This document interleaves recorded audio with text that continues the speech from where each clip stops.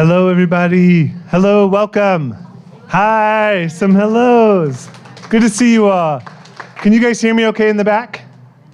Yes, you can. Okay, excellent. That's good. I like that. How do you feel about poetry? Hey! It's a beautiful Thursday. Juan Felipe will do more for us. I'm really pleased to be here tonight to welcome you all to the Poetry Center. It's nice to have a big crowd to help welcome these poets to come and read with us, to share work with us. My name is Tyler. I work as the director here at the Poetry Center. I especially want to shout out the staff at the Poetry Center who do the work of this place and are the engines behind all the good things that happen. Especially my colleague Diana Delgado and Paula Valenzuela and Mars Femi, who are all, and Paula and Mars, I think, are even doing some work getting cleaned up inside. They're going to be out here shortly. So they do all the work of the reading series and of the classes and workshops programs and other events at the Poetry Center. And they have helped bring Juan Felipe to come visit with us tonight. And we're so excited about it. It has been a really beautiful day. Juan Felipe has met with students, done other work at the Poetry Center, signed about 60 copies of books. So his hand is amazingly dexterous and fully exercised, including brought a beautiful gift to the Poetry Center that I just saw of a first edition of his first book, which we're so thrilled to have here in the collection and to take care of here in Tucson. Come visit the Poetry Center and ask to see it. We'd be excited to show it to you. It's beautiful. We're going to be talking about especially other books and one book in particular tonight, and I'm going to hold it up, and it is called Acrylica. It is an early Juan Felipe book. There'll be more that gets discussed tonight and more poems that are read, but Farid is especially going to talk about this book and this project and the work that he's done with Juan Felipe. This is an early Juan Felipe book. Farid will tell us more about it. It's been represented, retranslated. Some of the early work is in Spanish with other context, a beautiful introduction that Farid wrote, a wonderful interview with Juan Felipe. So I encourage you that if you have any gold coins in your pocket, this is what you want to spend it on over here at the book sales table after the reading. This book is out from Noeme Press, and Noeme Press's executive director is here, and that is Sarah Jimsky. And so we're really excited that she's here also. And I'll shout you out. Sarah also works at the Poetry Center, so that's her side job, is making beautiful books. Or maybe the Poetry Center is the side job. We're excited that she works with us. So I'm going to introduce Farid. Farid's going to talk about this book and project and then bring up Juan Felipe, and they'll do some work together at the mic for us. Before I do that, this calendar has all the information about what's happening at the Poetry Center. So if you don't have one of these, this is what you want. It'll tell you what's happening next in our reading series, classes and workshops, and other events and programs. A few of those that are coming up, just so you know about them. On March 9th, we have our spring poet in residence, Nicole Seeley, who will be here reading. We're really excited about her presence and visit in Tucson. She's been a part of the Poetry Center's Art for Justice project and written in that. And so we're thrilled that she's able to spend some time here and spend some time in the cottage and in Tucson. On March 11th, we have the state finals of the Poetry Out Loud contest. How many of you know what Poetry Out Loud is? You do? Okay, very good. If you don't know what that is, this is where high school age students memorize and recite poems. And it is one of the most profound and awesome experiences if you've not witnessed it. And so these are the winners from across the state who will be competing here in Tucson to have our state winner, and that state winner will go on to the national finals. That's Saturday, March 11th here at the Poetry Center at 1 o'clock. So if you're interested, that is a beautiful experience and open to the public.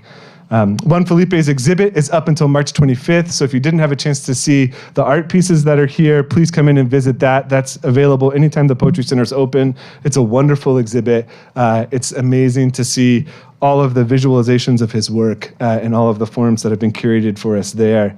And then, of course, there's this thing called the Tucson Festival of Books happening soon, and that I would be remiss if I didn't mention it, and that's the March 4th and 5th coming up really, really soon. I'm going to introduce Farid Matuk, and I want to tell you this about Farid. He is a writer of Syrian and Peruvian heritage.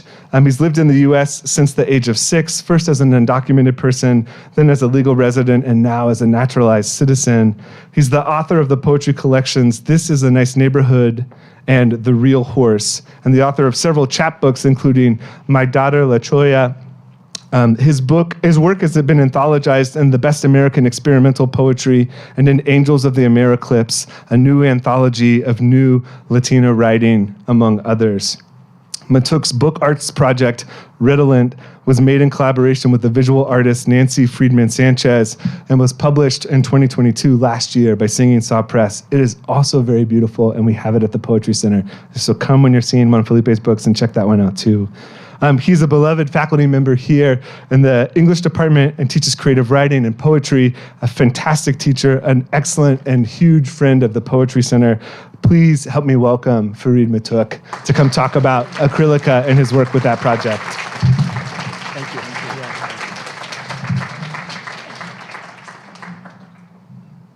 I feel compelled to say that I include the nationalization categories in my bio, one for visibility, but two, to undermine them. They're in quotation marks. I beg your patience. I have the honor tonight of introducing both a poet and a book. Out of print and never really included in the lineages of any poetry coterie or school, Acrylica was an uncategorizable mystery to those of us lucky enough to encounter it. Poet and editor Carmen Jimenez Smith was so moved by the book's restless inventiveness that she borrowed its name for the Acrylica book series at the publishing house she co-founded, Noemi Press. With a supporting investment from Francisco Aragon of Letras Latinas at Notre Dame, the Acrylica book series has become arguably the most important incubator of innovative Latinx poetry in the US. Carmen has gone on to serve now as publisher and executive director at Grey Wolf Press, but she has left the Acrylica book series and all of Noemi in the capable hands of our own Sarah Zemsky and her co-editors Anthony Cody and Susie Garcia. But one of the last things Carmen did at Noemi was to convene Anthony Cody and myself as co-editors to bring the second edition of Acrylica the book to a new generation of readers. The Acrylica we launched tonight includes a new introduction, a new interview with Juan Felipe, reproductions of photographs and original artwork from his archives, and bold design by the poet and artist Doug Kearney. Do we have the video? Thank you. Should be a video coming up. I kept joking if you see the promo material for Juan Felipe and I. Juan Felipe is the Tio, and I'm the Tio in training with our mustaches.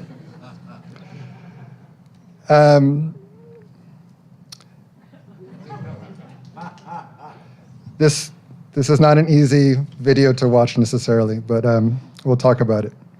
So the Acrylica we launched tonight includes a new introduction, the new interview, the reproductions of the photographs, and the design by Doug Kearney. Translator poets Rosa Alcalá, Susie Garcia, Hanta Samsa, J. Michael Martinez joined Carmen, Anthony, and myself in creating all new translations. Not because the first edition translations needed correction, but because Juan Felipe imbued the original work with enough complexity and irrepressible energy that it lends itself to almost infinite reading and reimagining. We're lucky to launch the book here in the context of a beautiful exhibition of Juan Felipe's art over in the Poetry Center Gallery. And tonight we get to welcome poet, artist, community co-conspirator, and poetry tio Juan Felipe Herrera. Juan Felipe's work has earned a long list of accolades, including the Latino Hall of Fame Poetry Award, fellowships from the Guggenheim Foundation, the National Endowment for the Arts, and UC Berkeley. The recent publication of his selected poems, Half the World in Light, earned a National Book Critics Circle Award for Poetry and the Pen Beyond Margins Award. Last year, the Fresno Unified School District dedicated an elementary school to his name. That's right. He served as the 21st Poet Laureate of the United States from 2015 to 2017, and just a few days ago, he was awarded the Poetry Society of America's Frost Medal for Lifetime Achievement.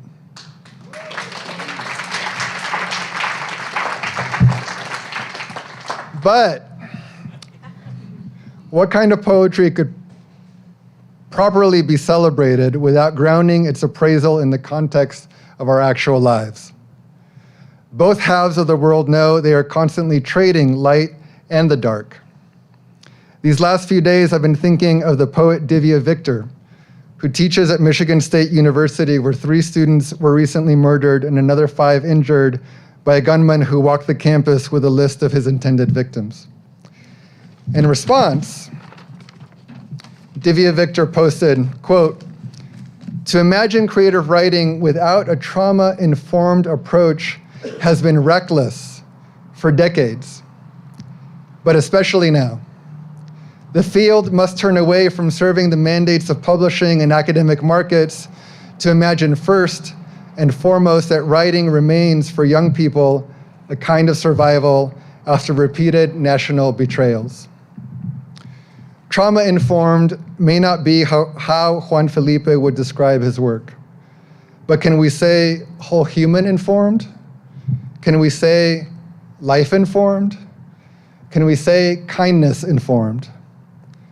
Tonight I celebrate Juan Felipe's work because in his writing for children, for the stage and for screen, in his poems, ranging from documentary to lyric to experimental to theatrical to just buck wild, in his visual art, and in his pedagogy most of all, realized most fully in the collaborative writing and art-making space known as Laureate Lab, Juan Felipe and his friends have long been imagining, developing, and lovingly practicing exactly the kind of revolutionary approach that Divya is calling for. I celebrate Juan Felipe to remind us that amidst our various crises, we are not alone. When Juan Felipe says of his own writing practice that he hopes to, quote, generate kindness, it is a kindness that emerges from and returns us back to our capacity for care. Reading Juan Felipe, I know that kindness is older than betrayal and will outlive it. Wordplay is older than literature and will outlive it. In a Zoom meeting in which we were finalizing the proofs for Acrylica, my co-editors and I asked Juan Felipe to read our translation of the book's final poem called Forever MAGA. Importantly, that's MAGA as in Magdalena, not as in the political slogan. The poem breaks itself open, leaving its own occasion and evolving into a voice that seems to speak the entire book's transgenerational wisdom and mischievous encouragement. As Juan Felipe read, it felt like that voice took us by the hand, like it was reaching from decades past to propel us forward. Keep going. You're not alone as you make things hopefully worthy of being placed in the hands of those younger still. I've asked the Poetry Center to loop the video above of the last scene of the 2017 film, The Florida Project. The film follows a young girl who celebrates most of her days, even as her young mother's attempts to make ends meet risk sinking both of them deeper and deeper into a pool of risk. In this final scene, the girl knows she'll be taken from her mother by Child Protective Services, and so she goes to see her best friend one last time. I cannot explain this, but hearing Juan Felipe read our version of Forever MAGA, the way he trusted our translation, our words, to join with his words and with his breathing, it felt like he was our spiritual friend and older brother, taking us by the hand, rushing us past the gatekeepers. We are not headed into a commercial playground, but into the promise, the kids are going to Disney World, but into the promise as fierce as a child's belief of a freer, more tender world. Reading Juan Felipe, we sense poetry's kindness generator is at full power. And when you finally feel it, all you have to do is reach out, take its hand, and run. Please welcome Juan Felipe Herrera. Thank you, buddy. Thank you so much. Where are you going? I'm not going anywhere. I asked Farid, where are you going? Thank you so much. You know, Farid put a lot of time into this new book, and everyone that participated. And most of all, let's thank the Poetry Center for its growth and how it serves all of us and how it inspires all of us, and all those cool books in there. They're really cool books in there. And chapbooks and books and art. So it happens to be here in Tucson, Arizona. So big mano, a big hand.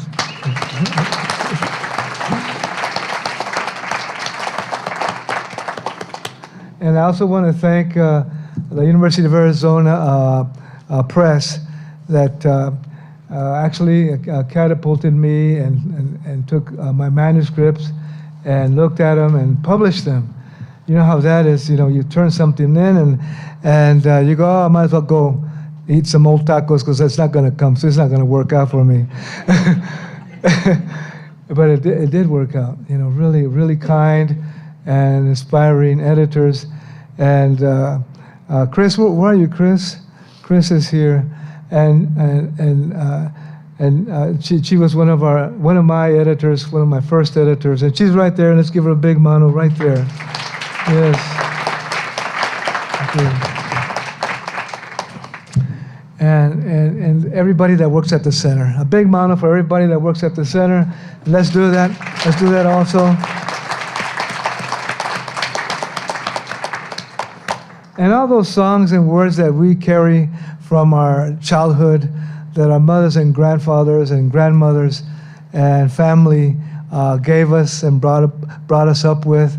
Remember those words? They could have been just a few words. They could have been a little song or a rhyme or a saying or a story or a photograph that our parents or mothers said, look at this is your uncle here, Beto, and this is your uncle right here, Chente, and they went to Fort Bliss, and here they're all dressed up in their, outfit, the army outfit, and it's 1920, Juanito, and they did this because they were trying to help grandmother Juanita and me and your tia Lela cross the border from Juarez, and given that they were in the army, maybe that helped us, Juan.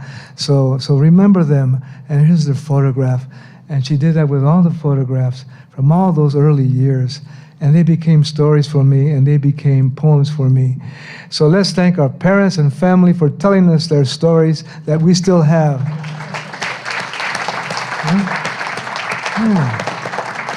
Yes. And that's what it is. That's the fire right there. That's the fire. That's the intensity.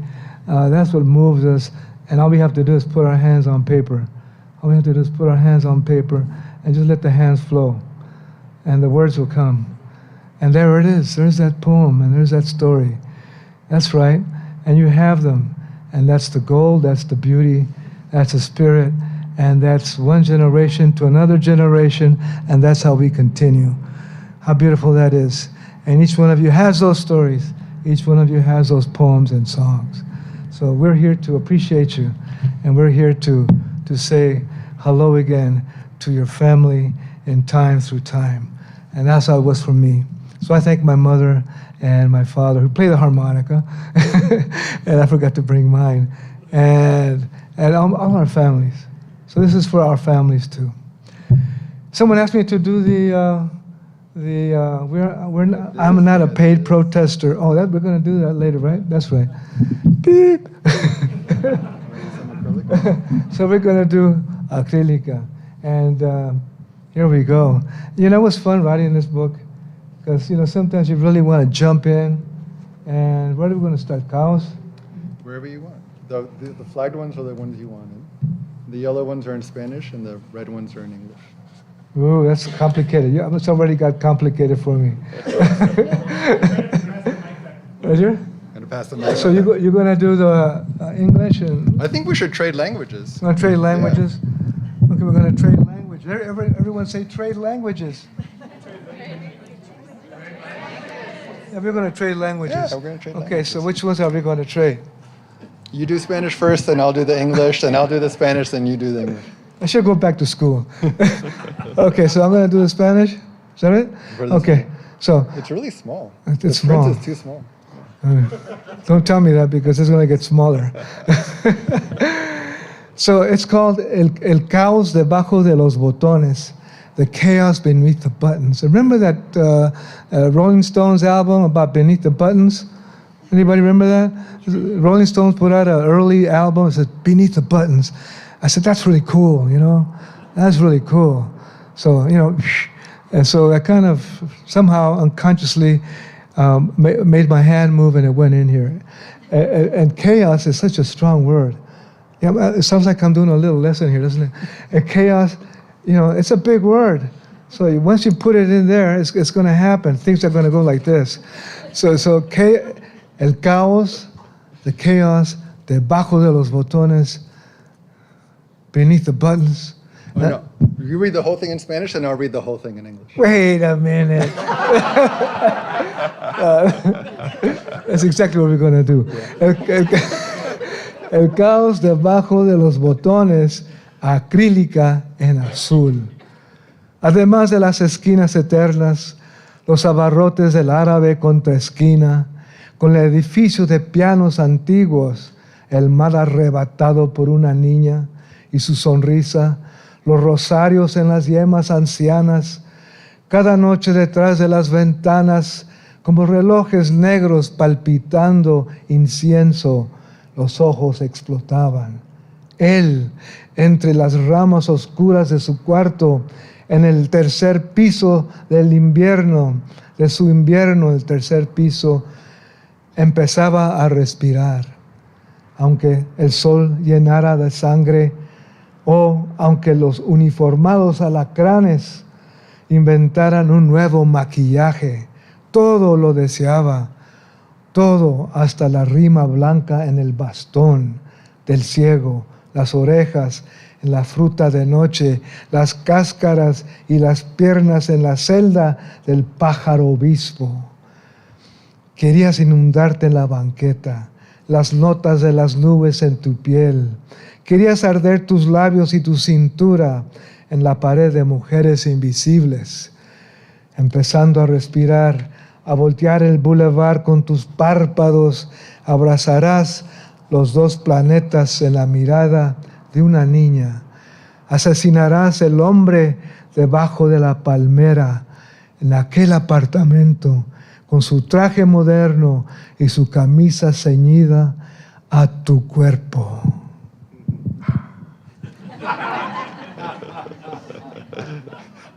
Can you hold the mic? I can hold the mic. Okay. I remember we were translating this poem and just thinking, is it going to hold together? Does it hold together? And it does, but those are wide loops. The chaos beneath the buttons, acrylic in blue. In addition to the eternal street corners, the Arab grocery across the way, by the building with its vintage pianos, the sea snatched up by a girl and her smile, the rosaries and aged fingertips, and each night behind the windows, how black wristwatches pulse with incense. The eyes were exploding, and he, amidst the dark vines of his room on the third floor of his winter, began to breathe, even when the sun filled with blood, or when the uniformed scorpions invented a new mascara. He wanted everything, even the white rime off the blind man's cane, the sleepless eyes in the fullness of night, the husks and the legs in the bird bishop's cell. You wanted to drown yourself in the sidewalk, cloud notes on your skin. You wanted to burn your lips and waist against the wall of imperceptible bodies, beginning to breathe, to capsize the boulevard with each blink. You'll hold the two planets of a child's gaze. You'll assassinate the man with his hip suit beneath the potted palm in that apartment. His shirt fit tight to your body.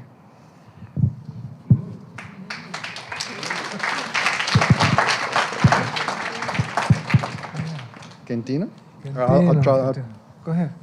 Intentaré el español de Quintino. Okay. Te escribo sobre esta mesa de mares, un párrafo entre las tablas de arena, un peregrinaje de ojos del abismo hacia la voz, acá afuera.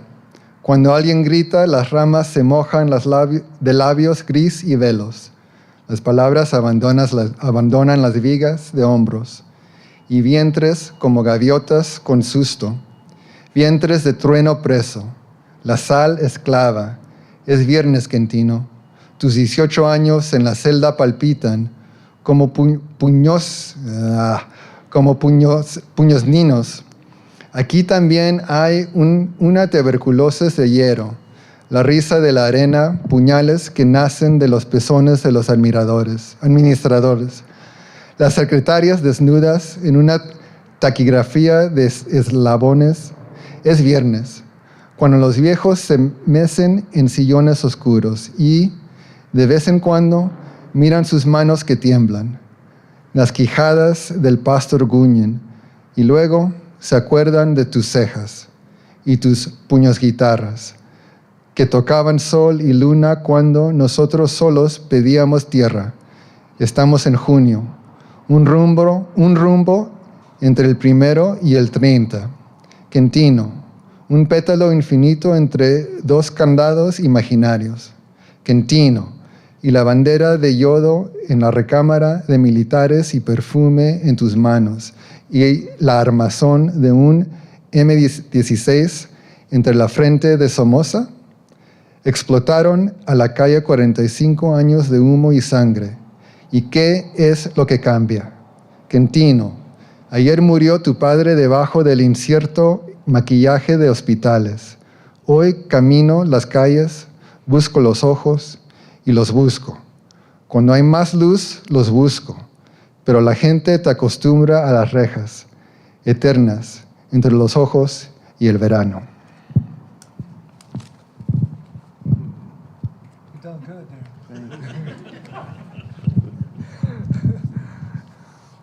This was a time when my cousin was in prison. He had a hard time. And one of my mother's name is Quintana.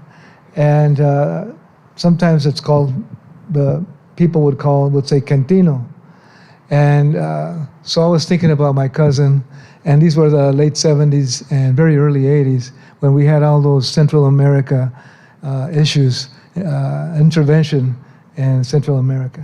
Remember those days? It was a heavy, hot scene. So it all kind of came together here and in its own way. Quentino, I write you on this table of oceans, a paragraph between sand planks, a pilgrimage of eyes, from abyss to voice here outside. When someone screams, the branches become wet with veils and gray lips. Words abandon the shoulders, rafters, and bellies like frightened seagulls. Bellies of imprisoned thunder, captive salt. It is Friday.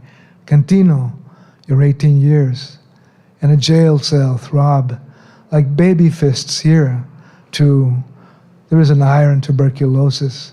The spider's laughter, daggers that surge from administrators' nipples, secretaries naked in chain-link stenography. It is Friday when the old folks rock in their dark chairs. And then they remember your eyebrows and your guitar fists that played sun and moon when all we wanted was earth. It is June, en route from the 1st to the 30th. Quentino, infinite pedal between two imaginary padlocks, Quentino. And what about the iodine flags in the military barracks and perfume in your hands and the shell of an M16 between Somoza's brow and the street? They exploded. 45 years of smoke and blood, and what changes? Quentino, yesterday your father died beneath the deceptive makeup of hospitals. Today, I walk the streets, searching for eyes, and I search for them. When there is more light, I search, but people are accustomed to the eternal bars between their eyes and summer. Yeah.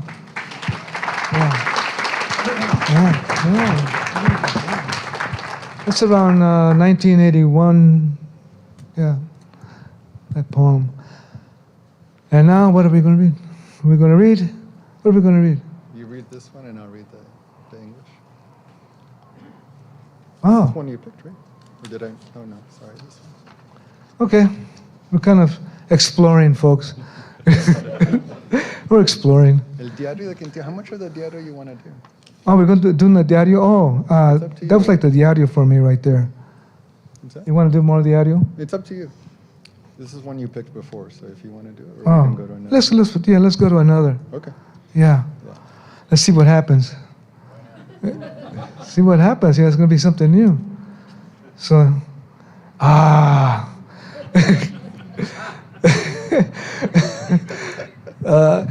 was remembering Cesar Vallejo's poetry and how complex it is and how he changes things and even the language is mixed and explodes on the page. So that's where this feeling for this title came about. And he makes up words, neologisms, and there are neologisms all over Acrylica too. Yeah, he makes up words. So let's see what happens. And ella, and this is the title. Ella quiere el anillo como aquel quiere el traje de la cicatriz, pero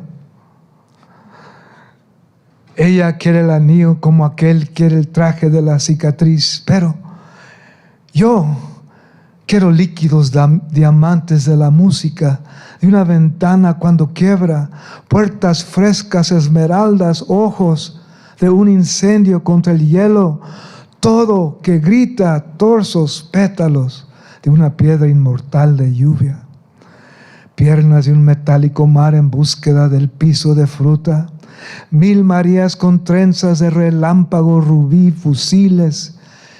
Ella quiere el anillo como aquel quiere el traje de la cicatriz, pero yo quiero rimas moradas de salitre de una celda cuando despedaza, calendarios, cielos, la pared cortada con soles, avispas, sotanas, alas de los acólitos que exploten.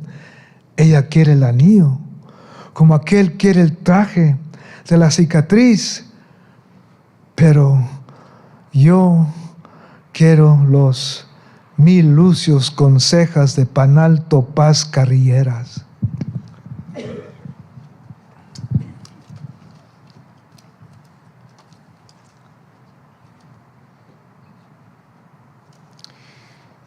She wants the ring, like he wants the scar suit, but she wants the ring like that guy wants the scar suit, but me, I want liquid diamonds from the music of a shattering window.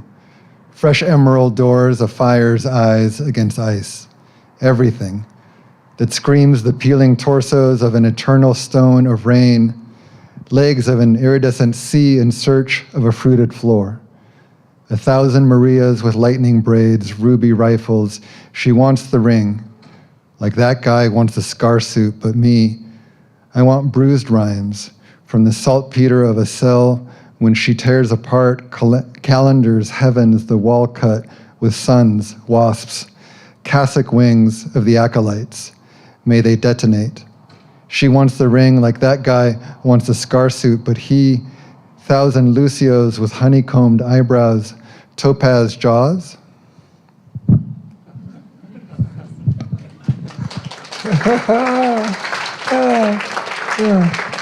Yeah.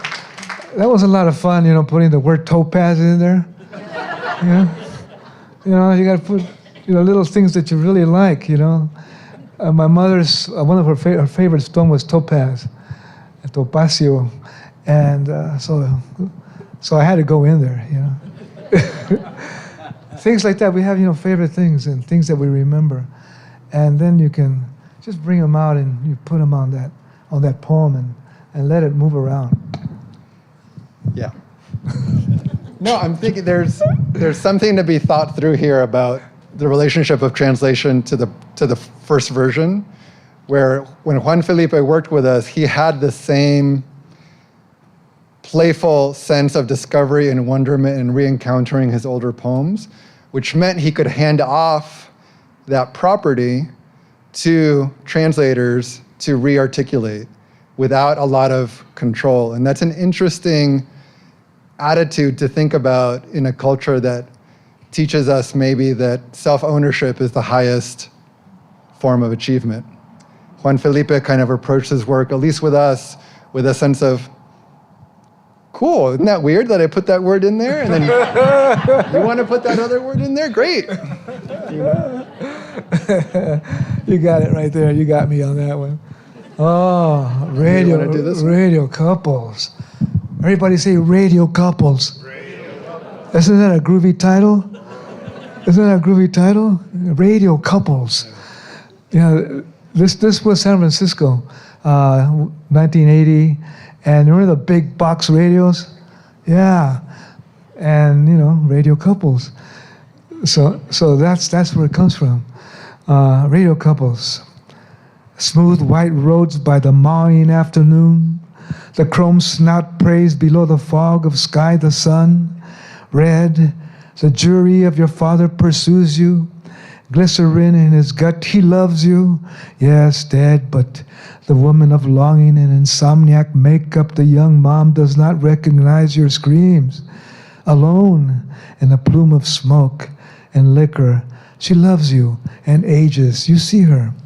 The brother envies you, and covert in his car, the church shadow. Frigid, the doors appear open, long to pronounce you. Gente.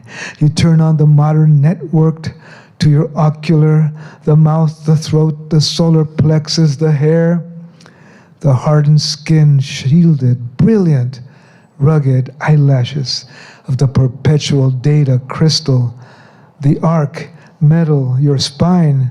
You touch it and it twists, murmuring. Da, da, da, da, da, da. In the rain, they walk slowly across the boulevard happy. The couple peering down the alley, the surf and rails, dreaming. You're going to do the one in Spanish? Okay. All right. But it was called Radio Couples in Spanish, apparently. Or we forgot to translate leave the title in Spanish. Blanca's, just a heads up, we'll do, maybe that'll be it for this. One poem that was a request, and then Juan Felipe is going to finish out with his set from New Work. Okay. Yeah? Just so you know generally where we're headed. Parejas de radio, radio couples. Blancas calles lijadas por la mandíbula tarde. El hocío de cromo reza bajo la pierna del cielo, la luz roja. El policía en tu padre se persigue, glicerina en su ombligo te quiere, si muerto, pero aquella de meses y maquillaje insomnio. La madre, la joven, no te conoce, grita sola, en un baño de humo y licores. Te quiere y se hace anciana. La miras. El hermano te envidia y es invisible en su auto la catedral silueta fría. Las puertas aparecen, se abren, te quieren pronunciar chente. Prendes el aparato conectado a los dedos, la boca, la garganta, los pechos, la cabellera. La piel ronca, oscura, brillante, dura. Pestañas de infinitos números, cristales, la curva. Plata su espalda, la tocas, se voltea, murmurando, eléctrica. En la lluvia caminan despacio el bulevar feliz, la pareja. Mirando el callejón, la espuma y el metal, piensas.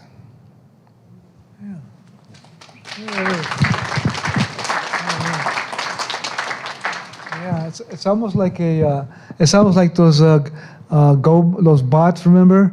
There's a little car, but you can undo the car and it turns into a robot.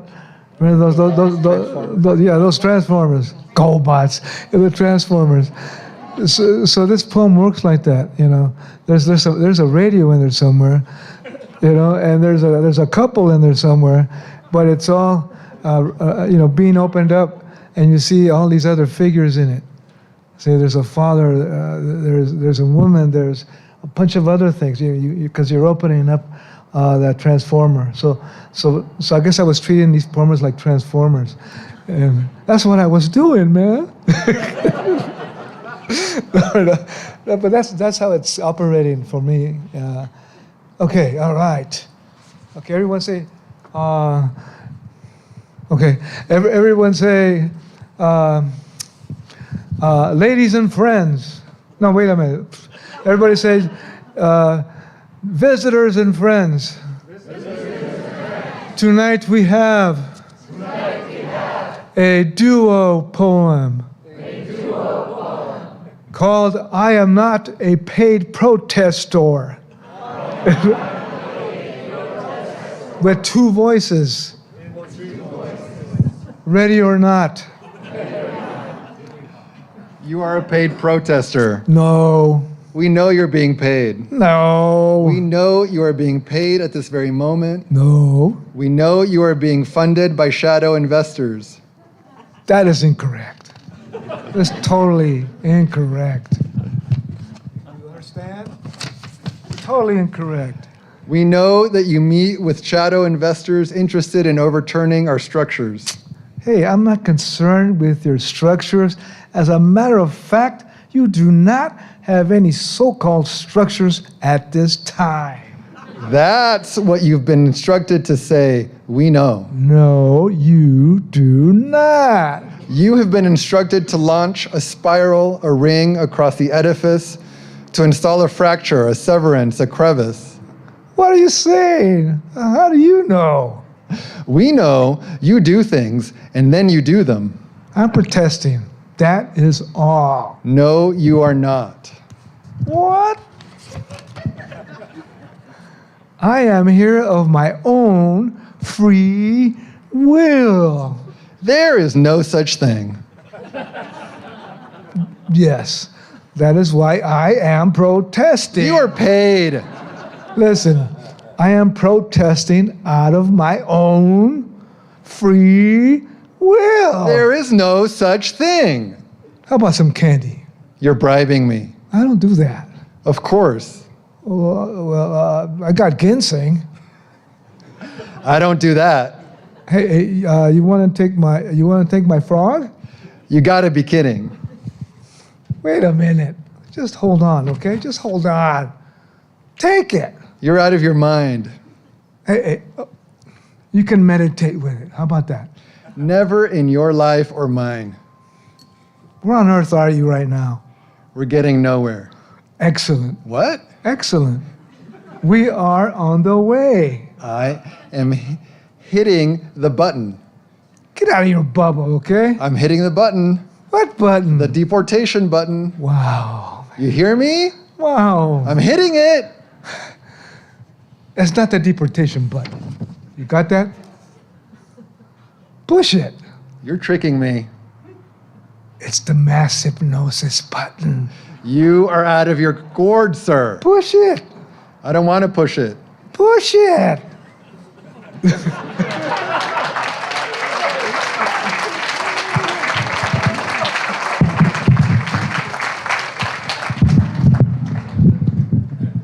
Okay. And now you'll finish out. Juan Felipe will finish out with some new work. Okay. Do you want some more? Sure. Push it. So, you know, I was reading a poem up in Iowa, a poem by David Ignatow. Is that how you pronounce it, Farid? Ignatow? By David Ignatow, who's a great poet. And one really cool thing is that he writes interview poems. And I said, wait a minute, that sounds really great. You know, an interview as a poem, and you can have two voices. Oh, I gotta do that, you know, because that's a lot of fun. And you create two characters, and they start going at each other, or it can be really mellow, or, you know, I'm not a paid protester. And that was going around, it's still going around. As a matter of fact, me and Farid are paid protesters. No, I'm just joking, Farid. And so that's how that poem came about, yeah. And so those double, there's two lanes. Here's the one that's accusing the other, and here's the one that's responding on that page. You're going to have two lanes of language, one talking to the other, and that's also really interesting too. Give it a shot, you know, give it a go. You're going to like it. For only 25 cents. You know how it's been. It's really been It's been difficult for all of us, especially for the people where the massacres and shootings have been occurring. You name it, it's happened. In synagogues, in schools, elementary schools, universities, markets. It's really bad. So that's a good thing that we are here, because we create community as soon as we come together, and we create positive thought and positive vision and positive heartfelt feelings, and that helps everything, and it tones down that trauma that's slinking around, and we take a positive step forward. So it's good to send our heartfelt thoughts, feelings, words, drawings, whenever those moments take place. Or I'll write a poem. We can write a poem, and we can send that poem. I remember when the massacre took place, and 9 African Americans were killed while they were in church. And I asked my students, I said, let's write a poem and send it to them. And let's write a poem for the people in Sandy Hook, am I right? And because it was such a terrible event. So let's write poems, okay? Okay. And let's put them all together, okay? Okay. And let's send them in a big giant envelope, okay. And we got the address, and we got the name of the newspaper. It was the Gazette. And we sent that stack of poetry over there, and that was good enough. And then one day, I was presenting poetry in San Francisco at the Jewish Cultural Center. And a woman came up to me. I was still on stage.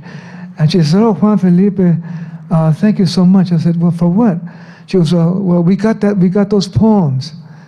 We got those poems." And everyone was very thankful and felt the support of the students that wrote those poems. So that's what a poem can do. When something terrible happens, we can write that poem and either just read it out, or have it and share it, or send it to that city or to that school. And that way we are not just sitting down. That way we're expressing our love and compassion and kindness and care. And that's where the big change is. It's not with Band-Aids. It's with our caring, our kindness, our compassion, and a few words scribbled or typed. And we either read it out and send it through space, which is good, or read it out and share it, which is good, or just send it in the mail too. Yeah.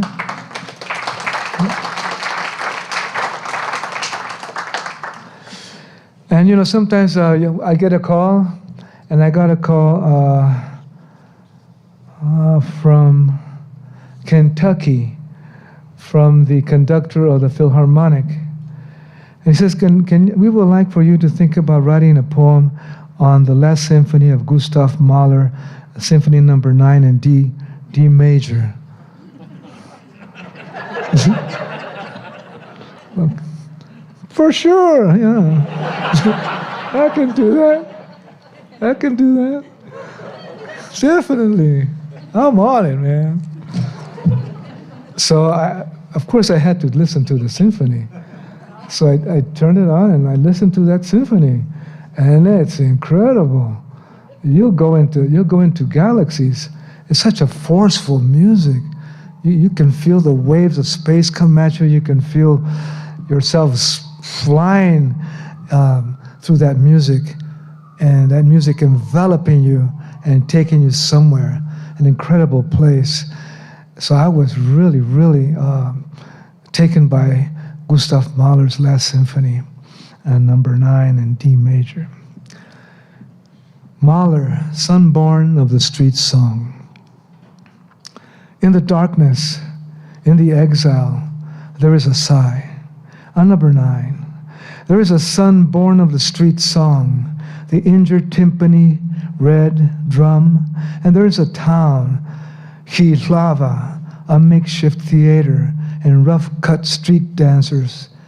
There is a sky that welcomes him, his furious strings tasking the universe, his weaving of all things, the piccolo and the flute, oboes of furies, tiny streams of burning slow breath. We wait in silence, and face up we notice the heavens, the turbulence, and wild sharp strokes and pieces of band color and band voices. Their outcast Jewish hymn takes us to the endless seas, unknown choruses, unknown winds, and collapsing worlds. We enter, we follow, we halt. We are halted, vanishing harmonies. You walk through quadrants of space. Music, what is it? One note encompasses everything. One oboe returns. Why? Your life beginning, your life almost ending, then ending.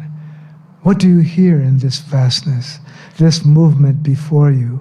Unknown forces whirl, violins and the dead. The director's arms and hands sway, shaking, point, dissolve. Only still we stand now. We only left alone now. Only Gustav Mahler lives on by his bed. This night, this day, this last cycle falls into an ever-returning descent of sound. A voice, a voice. Do you hear it? Hear it. And then I sent it to the symphony.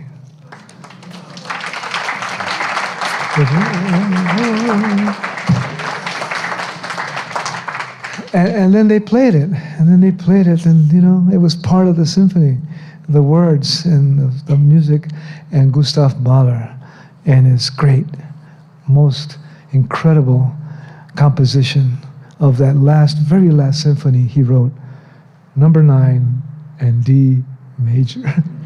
I had to learn fast. That's what's cool about getting requests, you know, and getting inspired. You got to go to it. You go, yeah, I never wrote about that. Well, just take a step and dive in. Just go in there, and then we do it, you know. And it is so true of everything in our lives. And you know how things get us going. We start going, you know, come on, how could you do that? How could this be happening? And that's when it's time to write. That's when it's time to write. You know, ¿qué está pasando? What's going on? This is incredible. This shouldn't be happening. All those people shot and killed, young ones at the university. How could this be? And, you know, that's how we're feeling. And that's when the time comes to write. That's when the time comes to write. That's when you take care of business. That's right. That's when we take care of business. That's when everybody here, that's when we take care of business. Okay? Because we're going to take care of business. We're going to take care of it. Okay? We're not going to let it be like it is. We're going to take care of business.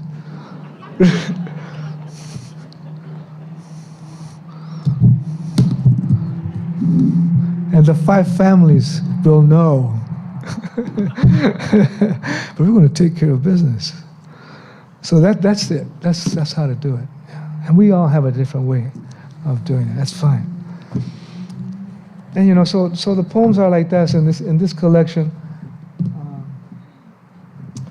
That's how the poems are. Just the way it is, you know. And we have to wash that trauma away. We have to wash it away, and do it with our voices. With our heart. We can do it with our heart and our voices and our hand. Or just scribbling it. And then using our voices. And then, guess what? Geez, all these requests. So NASA gave me a call. Come on, man. So NASA gave me a call. Is this Juan Felipe? Yeah, this is Juan Felipe. Well, this is Hal from NASA. You know, Hal Levison from NASA in Colorado. Oh, hey, Hal, how you doing? This is, well, we'd like you to write a poem. Again? But this is real. We'd like you to write a poem. Well, yeah, okay, sure, Hal. We'll go, let's do it. So what do you got cooking, Hal? Well, we're going to send a robotic, uncrewed, interplanetary spacecraft to the sun, Juan.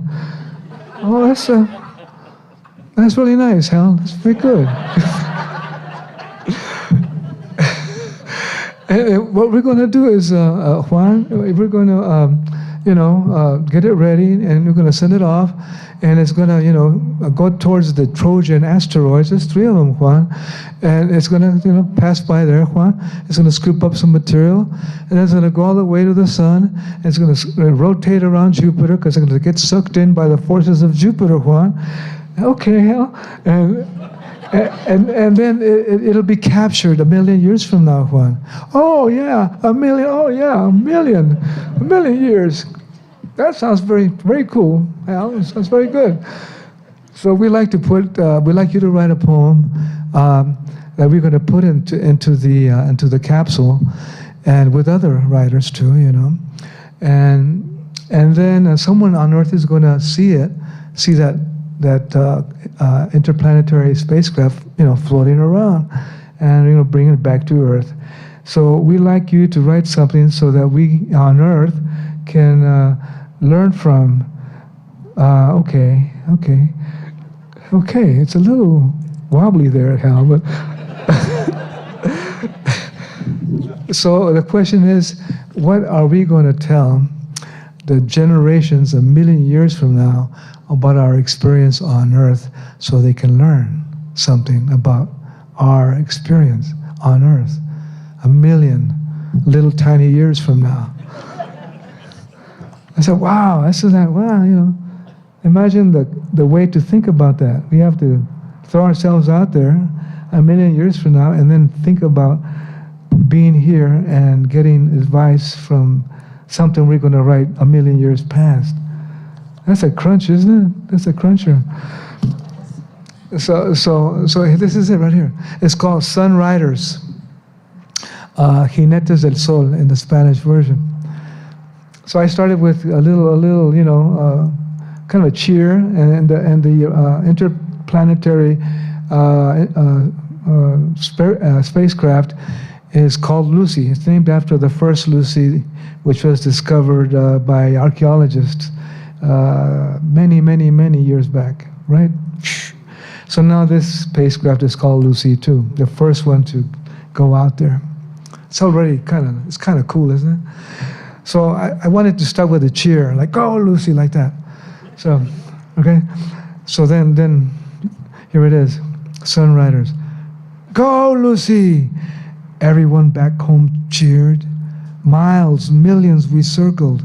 Trojans, Jupiter's eye, El Sol. 2 million years. Sunriders made of hope. Love, Earth was divided.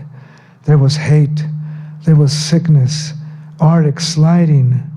We gathered. We flourished. Kindness healed us. Lucy carried us, tumbling through planetesimal trails. Love saved us.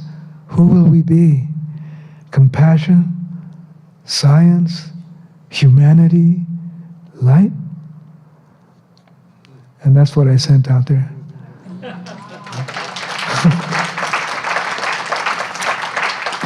Yeah.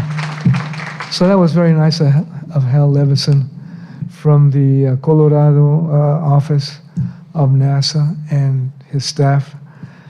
All that work. And Amanda Gorman's poetry's in there. And Einstein had some of his writing put in there. Hey, Albert. And a nice group of writers.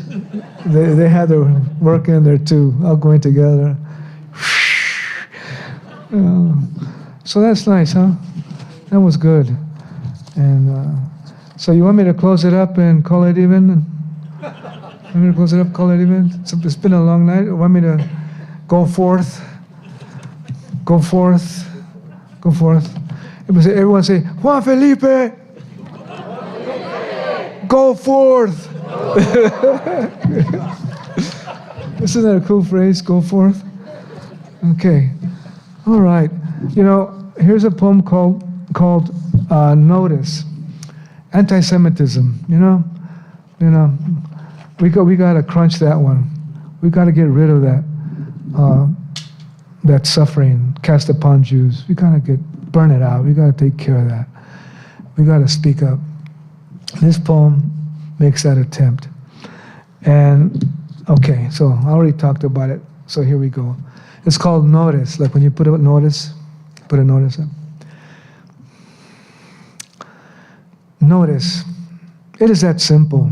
Do you want to live in a spiderweb suit with a broken mirror? Why would you want to carry the lies, the auto da fe burnings, the genocide and smoke and gases? Why eliminate your humanity? Why march into the abyss, screaming the tawdry texts of the abyss? Infinite suffering is denying your sisters and brothers, is denying yourself. Do not feed the high-collar serpent, stepping into its undulating sands of fires. The world is breaking, rumbling, melting, being in totality, walking away from us. My mother Lucha, when we lived on the desert roads and trailer parks, campesino worker camps, knew, in the face of hatred, offer bread, friendship, sunlight, songs. What's that one? Thank you, my dear friends. Thank you so much. Muchas gracias. Thank you, Poetry Center, Allison Deming, Chris Suter, everybody, Farid, Noemi, all of you. A big hand for all of you, okay? Big mano for all of you. Everybody say raspado. Everybody say tamales. Everybody say enchiladas. Everybody say chilaquiles. Everybody say caldo. Everybody say ¿a dónde vas? Everybody say ya estuvo, Juan. Everybody say we gotta get home. Everybody say we love the Poetry Center. Everybody say, oh yeah. Uh-huh. Get on down to the coffee ground. Oh yeah. Uh-huh. Get on down to the coffee ground.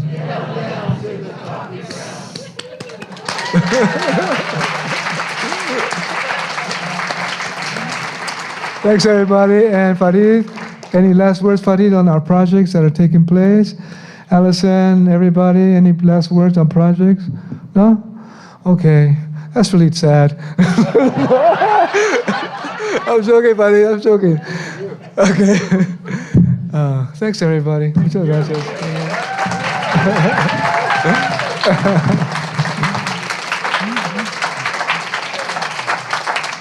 Thank you so much, Juan Felipe. There are books for sale over on the side. Come have them signed. Come visit with us. We'll see you guys at the next reading with Nicole Seeley and maybe at the Festival of Books. Thank you all.